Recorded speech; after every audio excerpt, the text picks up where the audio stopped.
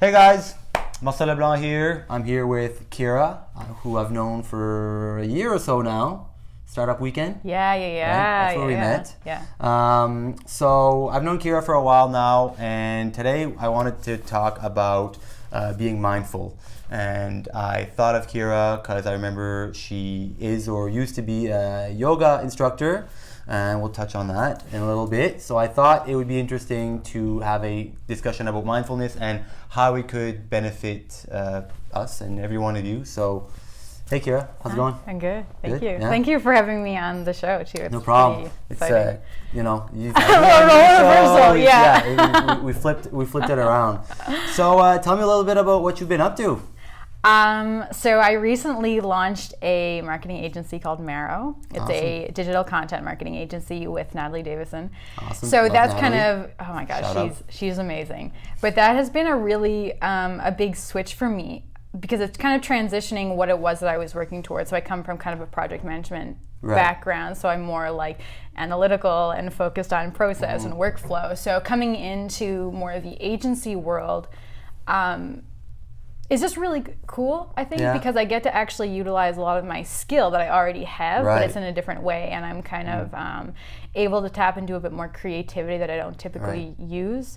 So that's kind of the biggest thing that I've been working on. And I would imagine launching it's new been agency. really Would you say you and Natalie complement each other? 100%. We actually just outside looking in.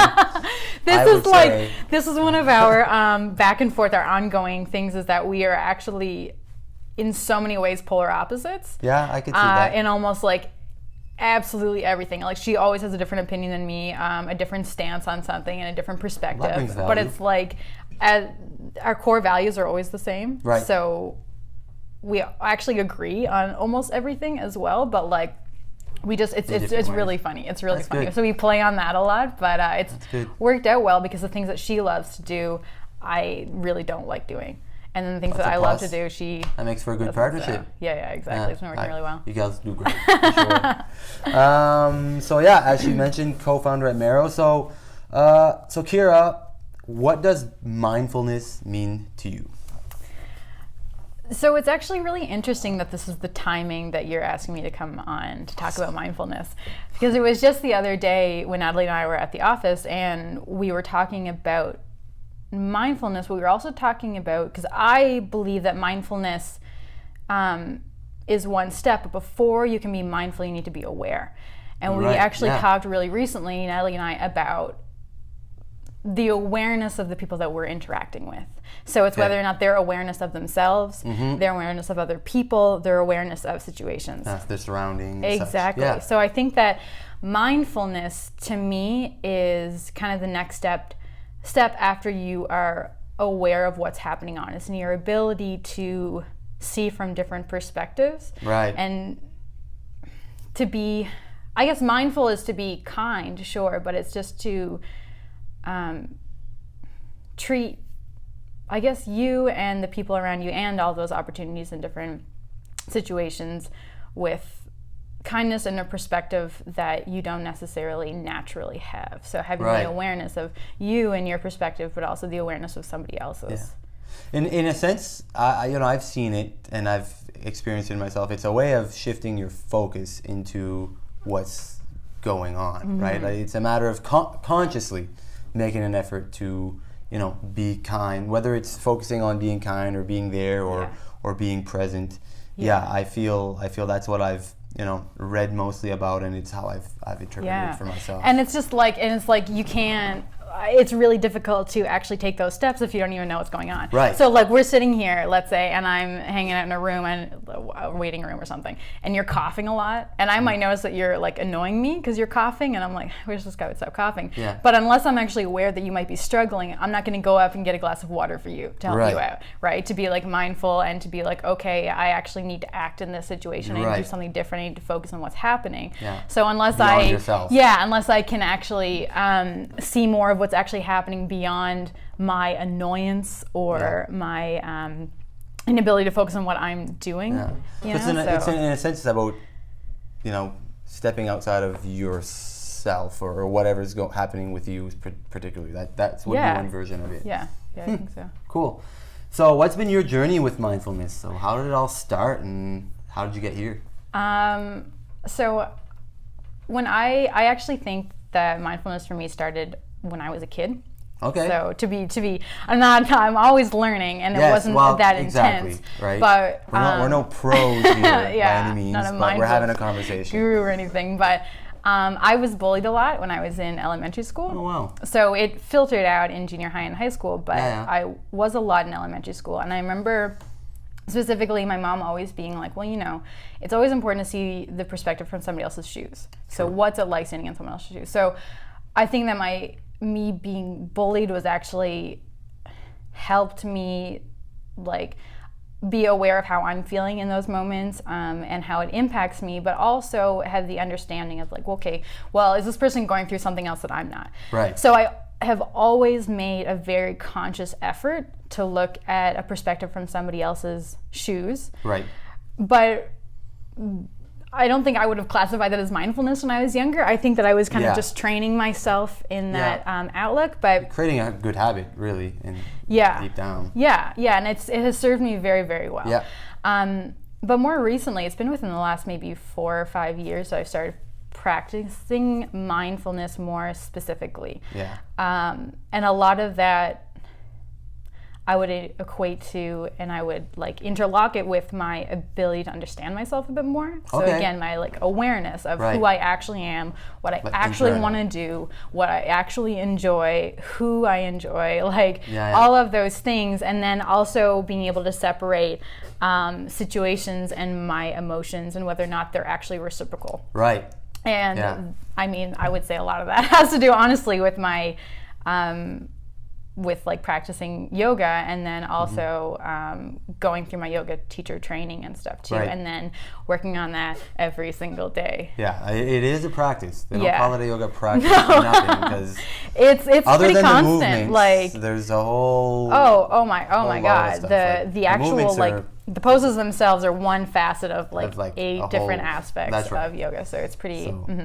Yeah, no, I think you bring up a good point. I like your point on putting yourself in somebody else's shoes. Like, I'm a big benefit of the doubt guy. Mm-hmm. Like, I always give a chance, because and my feelings for that are echoes of what you mentioned. Like, well, how do we know that person, or that the person who cut you off or who screamed at you or whatever isn't going through their own thing, and they have they might have a complete different world view of what you're going through, or so not being quick to judge and kind of stepping outside your own bubble once in a while does serve a greater purpose, and I think is very valuable through life. One example that I use a lot, it's pretty often happened to me, but it was more about how I was reacting to a situation. So there's maybe people that have heard this from me before. I don't know how popular I'm going to be, but whenever I remember when I first moved to Moncton, it was a few years ago. Marcel and I moved in, so Marcel Petitpas and I remember I was washing dishes one evening after supper, and I was washing them, and I was not happy about washing these friggin' dishes. I felt like I had been washing dishes for weeks, I hadn't been, but I felt like I was just like, I'm only ever washing dishes, like I'm the only one that keeps care of this, I'm sick and tired of this, and I was so frustrated. And Marcel was just like what's wrong? Why are you? What's happening here? And I was just like, I'm always washing dishes. I'm so tired of this. And he was just like, but why do you feel this way? And I was like, I don't know. I'm just pissed about it. And he was just like, sucks. And he's like, but you need to know why you're mad at this. Right. Because I logically knew that he had washed dishes the night before. Yeah. So it's like it's not like I do 70% and he does 30. We're always 50-50. Yeah. But it's like, I needed to understand why I was so upset. And it took me, maybe a few days to understand that I was really irritated about washing the dishes, because when I grew up, I only ever saw my mom wash dishes. My dad never did it. So my dad's an excellent guy, but he's very outdoors, anything outside, and mom was always inside. Yeah, they had their balance. And to me, it didn't seem fair to me growing up. So I always was just like, that's not what I'm gonna do. That's not how I'm gonna live my family life. And but it took me understanding that it had nothing to do with Marcel and our situation and everything to do with what I had previously experienced. Right. So it was bringing that awareness of me and my past experiences so that I don't react that way anymore. Yeah. When it comes up, I'm just like, this doesn't actually have an effect on me. Yeah. It was something that I prescribed thing. To before. It's almost an awareness thing of where, It was like a lack of awareness. It was a lack of Yeah. understanding of where I was coming from. Right, so right. when More I did so. that, I was able to just be more mindful in my actions. And so when reactions come up again in the future, I always make a point that before I show up in a bad way, I'm like, okay, why do I actually, like, where's this coming from? Is this actually the person, like, is this Marcel Leblanc that I'm actually upset with? Or is it just something far, far away from this actual situation? That doesn't relate, or that has no place in the current time or current situation. Exactly. Right. So then that allows me just to be a lot more mindful throughout my day to be able to think about that stuff. Yeah, awesome. Yeah. It's good. It's a good way to see it. And I agree, we do, even though most people don't think they do, we all have a lot of baggage. Oh my God. Like, so much baggage. Like I only discovered this not even a year ago. Yeah. How the way I was, which, things that I've always perceived as negative made me get the wins that I'm getting now. And I had never seen it that way. So I'd never been aware that the things that made me feel smaller as a person actually gave me the courage and the I told you so or watch me go attitude that have come to serve me well into my career now as testing and playing with entrepreneurship and even being a business owner. It's I've always Can you give me an example? Well, just I'm a small guy, so playing hockey. I eventually I was a fairly decent hockey player, but my size got the better of me, and I started getting smashed on pretty hard on the ice, and it wasn't fun anymore. And just things like that, and then an accumulation of other things in my younger years, and certain aspects of feeling inadequate or whatever. But it that made me, in some sense, kind of juggle up this screw everybody, watch me go attitude that I've had. I've always been rebellious. I've always been, I'm gonna do it my way, like screw the typical way. And Anweiser was born from that rebellious. If you read the fine print, let's try to disrupt a few things. Let's try to shake things up. So but being aware, and I guess that ties very well into being mindful. And I've never even saw it that way. That how closely related that awareness and mindfulness were knitted. Because it has such a huge impact on your ability to be mindful to other people, right? Oh yeah. Like, it's so hard to be mindful in a relationship when you're not actually aware of what you're bringing into it, the good and the bad. Yeah. So it's just, it's pretty powerful. It's huge. Yeah. Especially in relationships. Yeah. Totally. Professional, personal, whatever. So I think we've covered the third question. So, what are common misconceptions surrounding mindfulness, or even we can even touch on, I want to touch on gratitude a little bit too. Yeah, that was an angle I wanted to bring forward, because not necessarily in the sense of like, The Secret and think good things and good things will come. I don't think that's the gratitude or mindfulness we're talking about here at all, as you can tell. But, not that there's anything wrong with that. I think there's some common sense to that. Like, let's backtrack a little too. But, what are some common misconceptions surrounding, mindfulness and maybe gratitude a little bit as well? So I actually think that you made a really, really good point with what you just said about like The Secret and stuff. And I think that not to pick on that, it's just no. But I think that would be, in order for things to be actionable and to be tangible, they need to be relatable.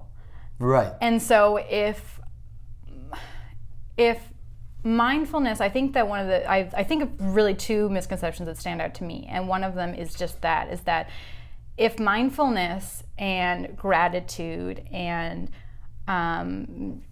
I don't know, I want to say like transcendence and all those things are too woo for you, then you can't relate to them. And so I would consider that if they're not too woo and that makes sense to you, then that's what you're going to relate to. But Great. I think that would be a misconception, is that people think it's too far-fetched. It's not like... And that all of it is woo. Realistic. It's not going to work. Like, what do you mean mindfulness? Because like, I can't touch it. I can't this is feel like, it. and it's like just toss that out. Just like, oh, think positive and everything will be fine. And it's like... No. To a degree, sure. Like a positive attitude is going to be helpful. Mindset will paint a certain picture. Yeah. But it's just like if I tell somebody to be positive, like I'm not giving them any instructions. There's not a playbook on how to be positive. No. So it's like if we're tossing around these words, it's just too easy for them to be taken lightly and to just hang out on the surface. Yeah. And I tell people all the time is like I hate hanging out on the surface. Yeah. And if I go to an event that's like a personal development event and we only hang out on the surface, I'm like, this is a waste of my damn time. Yeah. Like I already know this stuff. Yeah. And like you're not giving me actionable items. Yeah. You're not telling me how to push forward or to do more or to like go deeper, you know? Mm-hmm. So that would be the first misconception, I think, is that mindfulness is a very woo kind of subject. Yeah, it's out there. And I would argue that mindfulness has so much to do with actually creating a life that you're happy with. And it's practical. You can see it in action every single, like, you can take a minute at any time, and it becomes practice. It becomes real. Yeah. And the other thing I think kind of ties into that point is that I'm gonna sidestep for a second. I'm a vegetarian. I toe the line between vegetarianism and veganism. Yeah. In order to reduce heat, I just say I'm a plant-based diet because I get a lot of flack for it. And I've been living this lifestyle for about 12 years. So since 2006. I didn't know that. Yeah. Since my junior high days. Right. So I would equate, so like you have vegetarian and veganism, you have like healthy exercise habits. Any type of habit that somebody's trying to do, I feel like they need to go either like 100% all in or they're not even going to try. Oh, yeah. So for example, I'm a vegetarian. And I have a lot of people that are like, oh, I could never be a vegetarian because I really love bacon. I knew that. Right? Because I get that all the time. And I'm like, I haven't eaten bacon in 12 years. It's literally, and I'm still here. Yeah. So it hasn't killed me or anything. But like, so it's like bacon or steak or hamburgers. And this is maybe a really touchy subject are you talking about in this one. But like, what I'm trying to say is that if, for whatever reason you would even think about being a vegetarian, whether it's for health reasons or it's for environmental reasons, you watched the documentary on Netflix. It's because or you went to go visit a petting zoo and you love those farm animals and you don't want them to die. Yeah, whatever your reason is, it doesn't mean that you need to 100% become a vegetarian and you have to X meat out of your life for the rest of your days. I mean, you know what I mean? It's like. Yeah, you can just reduce your intake. If that is actually a goal and that's important to you, then just peel back. Still have bacon on Saturday mornings at brunch. Like be less. Yeah, if you see it as a problem, do less of the problem. It's still better than doing nothing and giving up. Exactly. Like I tried to go more plant-based, and due to my allergies, like I'm a peanut allergy, which means a peanut is not a nut, it's a legume, which means chickpeas, all that stuff is out. So obviously you being on a plant-based diet know that I can't get protein, right? Yeah. In any meaningful way. So no, I couldn't. I tried with the ones that I could eat and not react to, and it was, my system said no, like I didn't feel good, I didn't look good, like whatever, like. So I said, okay, well, I still want to reduce my footprint on, on this world and stop the problems that we all know. Yeah. Anyways, we don't have to get into that, but so I just changed my habits a little bit, and I adopted, my version of intermittent fasting. So I eat, over a smaller span of time. So I have to eat less food, and if I eat less food, I eat less meat, and I still eat meat. Less of an impact. 2 times a day, but smaller portions, less, whatever. And exactly. Less of an impact. But baby steps. And your version of what works for you, I guess, is back to your point. Yeah. So it's like you don't have to, and the same as like if you want to exercise more, you want to lose weight, let's say. Yeah. I don't think you need to, but like if there was a goal, it's just like here, like I either want to like I want to be stronger, I want to be faster, I want to be able to run around with my grandchildren. Yeah. Like whatever your goal is, you don't wake up one day and then decide you're going to go to the gym 7 days a week. Yeah. Because that's A, unsustainable, yeah. and B, you're just gonna fall off and it's not good for your body. So it's like start with one day. If you've never exercised before, go once, and then after a month, go twice, and then like work on it. So it's like, with mindfulness, I think it's the same thing. If it's like, I can't go in 100% and feel like I'm mindful from the time I wake up to the time I go to sleep and practice it throughout all of my days and be this like figure amongst all of the people in my community, it's just like, why am I gonna try? Do you know what I mean? I feel like if they can't go all in, they're not even gonna dip their toes. So it's like, how do you work it in little by little to actually create a habit that makes the people around you feel better, and then you to feel better and happier about the life that you have. Yeah, and I think, to tie in with what you're saying is, it's about being, and it ties into the first thing you said about being aware. So if you're aware that you may be out of shape, or that start with baby steps, do what you can, and give it years for you to reach whatever sustainable goal. And I think mindfulness is the same. Like, I slip in and out of my meditation practice and stuff like that, because I do want to be more mindful. I do want to be less quick to react. I do want to be less quick to judgment. I do want to, and I think a lot of people would, arguably feel the same way. Yeah. But it takes a lot of flipping time to actually say that, like, I still haven't reached that goal. Yeah. I'm still quick to judge sometimes. Catch me in the traffic circle.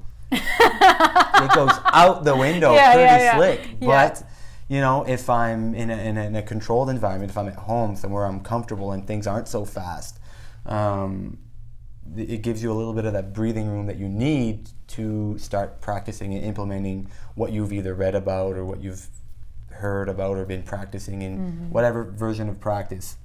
So let's move on. So how can somebody incorporate mindfulness into their lives? Like, what would be the benefit, and how can somebody actually incorporate it? I mean, we've obviously slow and steady wins the race. We've covered that. But what are a few key things that somebody who says, you know what, I do want to, because I want to add one thing that's been on my mind this whole time is, I feel as a society, we reward ourselves for being busy.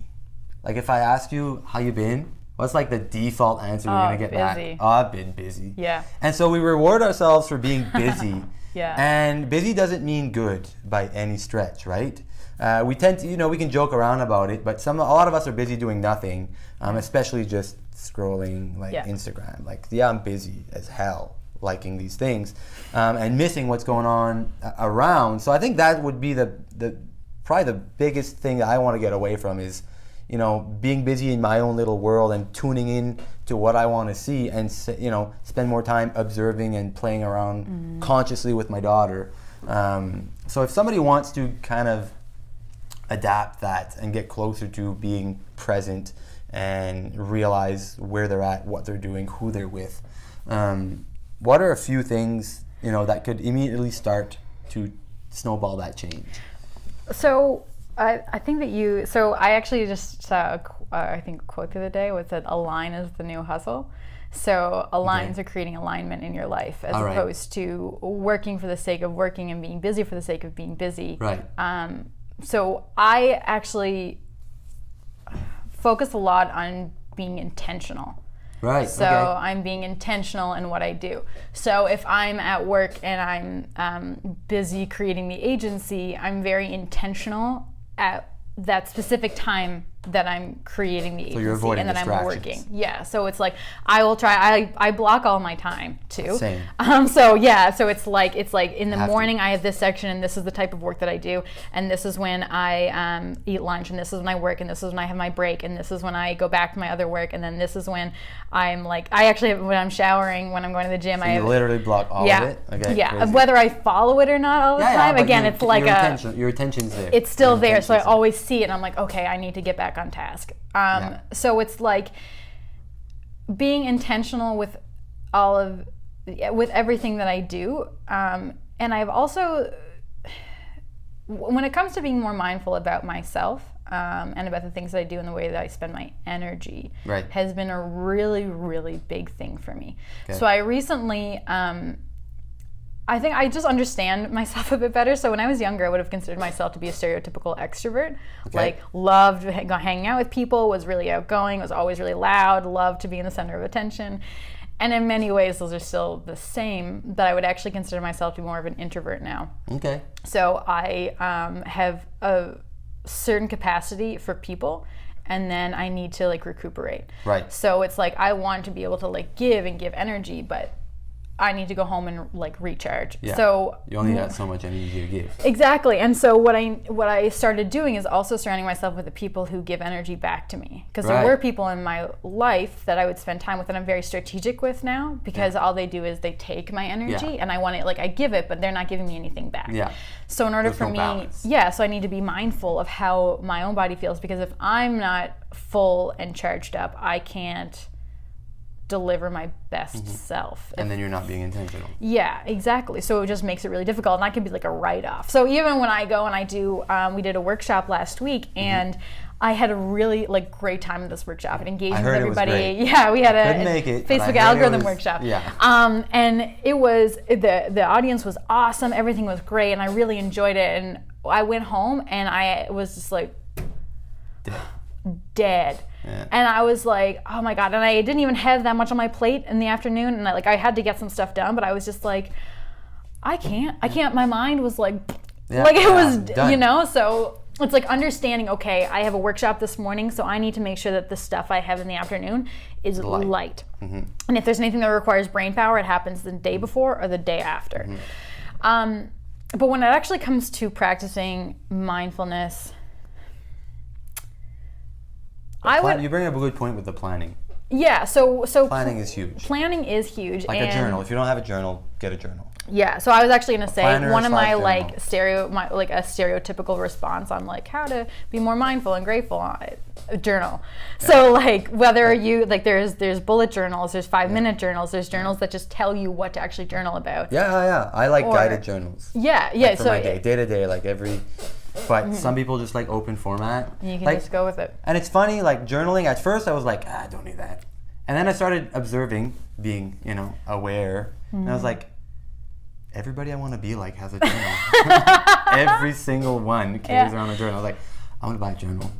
Yeah. Oh my, it is actually and it's game changer, same. Write it down, memorize it, be aware of it. Yeah. So but again, so it's like journaling is another thing where it's like, well, if I'm not going to journal every day, why am I going to journal? Yeah. So what I would like to say about that is that whenever I first started journaling, I was also a little bit reluctant to it. I was just like, I never really wrote in a diary when I was younger. So it's just like, am I going to record like my daily activities? I don't like writing, period. Yeah. So I always I journaled about the exact same 3 things every day. And that's what I journaled about. And I actually now probably haven't journaled in I probably journaled a month ago, and I would journal maybe 3 days in a row, and I hadn't journaled like 2 months before that. So my journaling schedule right now is like way out of whack. But I get way off track. And so what I want to say about that is that because I was relatively consistent for the last few years, I don't feel the need to have to journal all the time right now. And it's not that it's not beneficial. It's that I wholeheartedly believe that what I journaled about before and the habits that I created through that has actually led me to where I am right now. Right. So if Cearagh pre-journaling and Cearagh post-journaling is like, I don't think I would have been able to make this transition had I not been recording those things and looking for the gratitudes in my days and looking and like going through my affirmations and trying to figure out how I can be better tomorrow than I am today. I could say the same for sure, 100%. Yeah, so that's, and like, so if it's helpful, when I did my journaling, I haven't used any guided journals yet. Okay. So I journal about 3 things I'm grateful for. 2 things were always just random, whether the sun is shining or something. Yeah. You mean 2 of the 3? Yeah, 2 of the 3. 2 of the 3 gratitudes were just general gratitudes, and then the 3rd gratitude was always about my partner. So it was always about Marcel. So it was always a gratitude there. So, and I think that helped me. Anything that ever annoyed me was kind of like gone, because it's like, so for example, in the last like few months, he started snoring. Okay. Which is really annoying for me because I'm sleeping there beside him and I'm just like, I have a lot of stuff to do tomorrow. Like, I'm exhausted. Are you serious? Like, oh my gosh, I'm like, I'm going to have to go and sleep out in the living room from now on because I can't get any sleep. So, but I can flip that and be like, okay, well, I'm grateful that I actually get to fall asleep as I'm somebody I care and love so much. I'm grateful that his snoring means he's still alive. Yeah. And I'm also grateful that if I had to sleep on the couch, we have the abundance to have a very comfortable couch. There you go. And then all of a sudden I'm just like, it's not so bad. I'm still annoyed, but like I can actually I would much rather that versus some other things. Yeah, right? letting it build up and just compound. And just and then so after my 3 gratitudes, I would always write about, I had 5 affirmations. So my affirmations would change sometimes, depending on if I felt like I had achieved one of them, then I would still kind of mentally repeat it, but I would swipe it in for a different affirmation that I was working towards.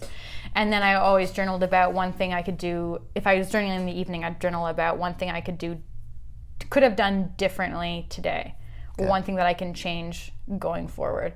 It was kind of like an evening reflection, if you will. So those are the kind of the 3 things I would always journal about, and 100% believe that is why I feel so like happy and like content and just like, I won't say comfortable because I don't want that to be confused with complacency or anything, but like I'm just very grateful for the place that I'm at right now because I'm so genuinely happy. And I think that it all circles back to being mindful about my surroundings, who I am, what I'm doing. And what's nice about journaling is that it's that one constant that is by default, being mindful. If you have to write something, you have to think of something to write about. Therefore, it's forced. Yeah, it's forced mindfulness in a sense, whether it's gratitude or whatever. So I guess that would be the one thing to start doing. Oh my God, go pick up a journal. Absolutely. Yeah. Awesome. Well, that's what the time we have for today. Thanks for joining. Thanks for being with me. Thank you. Awesome. Thank you so much. It's good to be here. To catch up on what Cearagh and Natalie have been up to, make sure to check out madeofmarrow.com. Yes. They have a blog. They are all over social media, and you guys should definitely check them out. Until next time, cheers, guys. Bye.